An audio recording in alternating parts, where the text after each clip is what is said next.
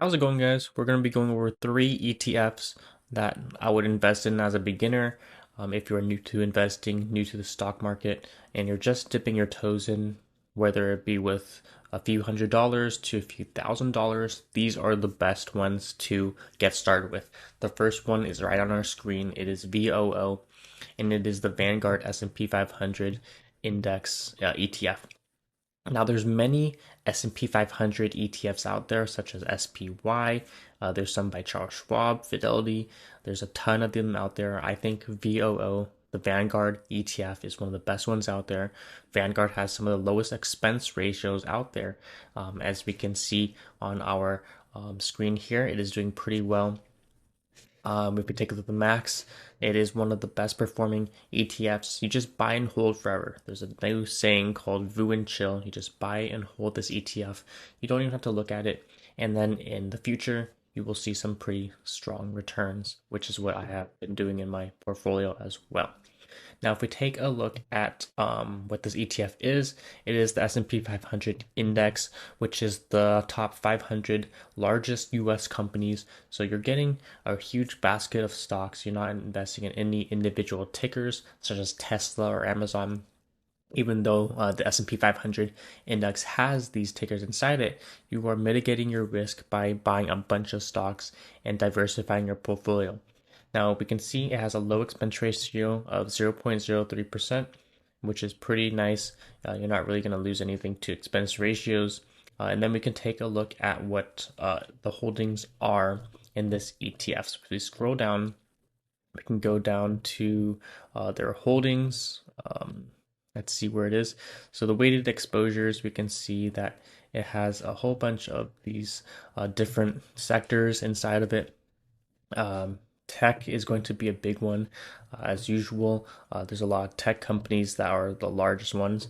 And if we scroll down all the way to here, we can see the top 10 largest holdings are going to be Apple, Nvidia, Microsoft, Amazon, Meta, Tesla, Google. We have Broadcom, Google, Berkshire Hathaway. Those are going to be the largest holdings. Now, even though this sounds like a lot of tech, it does have only a small percent of this fund. So you're not really going to be tech heavy. If you want to be tech heavy, that's what this next ETF is going to be. It's going to be the Invesco QQQ, which is basically the NASDAQ 100. It's going to be heavily in growth stocks, heavy in tech, and overall, you're going to see a lot more volatility. But if you're a long-term investor, you're going to see some really strong returns if you can withstand that volatility. Now, if we take a look at the comparison between VOO and QQQ, we can see on this chart, this blue line right here is going to be QQQ. QQQ has outperformed VOO, which is the S&P 500 index, by quite a bit. Take a look at the overall return. We have almost 400% for the S&P 500 versus the NASDAQ 100, which is going to be almost 800%. So you're seeing a huge gain, but we have to keep in mind that it is a little more volatile, and there's going to be periods where it's going to actually dip lower than the S&P 500 during bear markets. During bear markets, you're going to lose a lot more money, but during bull markets, when the market's going up, you're going to make a lot more returns. Now, the last ETF we're going to be going over is the Charles Schwab US Dividend Equity ETF. Now, this is going to help balance out the portfolio a little bit. Those previous two ETFs were a lot riskier. You're seeing a lot more growth. So this is going to help balance out the portfolio, and it's going to give you quarterly dividends. It's a dividend ETF. It's a little more stable. Take a look at the chart. It does pretty well. It's one of the most famous dividend ETFs out there for good reason. Because if we go ahead and take a look at the holdings in this ETF, we also have to keep in mind it has an expense ratio of 0.06%. So all of these expense ratios on these ETFs are going to be pretty low, so you don't have to worry about it. They're all passively managed. That's why the expense ratio is so low.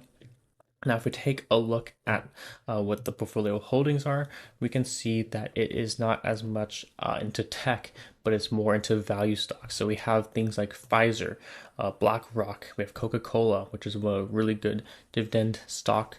We have AbbVie, Cisco, Chevron, Home Depot, Verizon. a lot of safer stocks that are not going to see a ton of growth, but we're going to be receiving high dividends. So these all pay out really good dividends, and they're very solid companies. So this ETF is going to be mostly for the backbone of your portfolio. You're going to receive distributions every single quarter. So like every 3 months, you're going to receive a payout, as we can see in the schedule, a payout of dividend for every single share of this ETF that you have. So say you have 100 shares of SCHD, you got paid on September 2024 $75 for holding 100 shares. And that's every 3 months. Now, obviously, it's going to vary month by month, but overall, it's been pretty good. It has a good track record, and you really can't go wrong with the ETF because it has a bunch of solid companies that pretty much are not going to fail anytime soon. So that's my take on the three best ETFs that you can invest in as a beginner, starting out with any type of portfolio balance, whether it be a few hundred or a few thousand or tens of thousands of dollars. You can even retire with this portfolio. It's very simple. You just buy and hold these ETFs, and basically you want to reinvest those dividends. So, especially with SCHD, continue to reinvest those dividends back into the fund, and it'll help grow, and it'll really help with the compound interest.